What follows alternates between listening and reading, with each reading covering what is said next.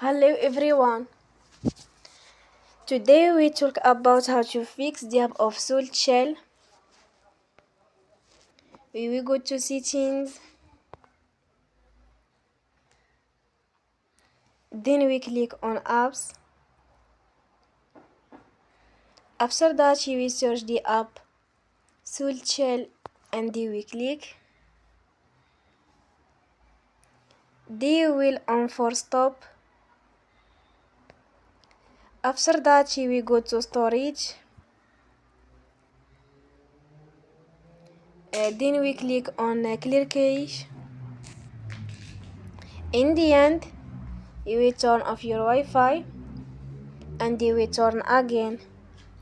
Don't forget to support us by like and subscribe. See you next time and thank you for watching.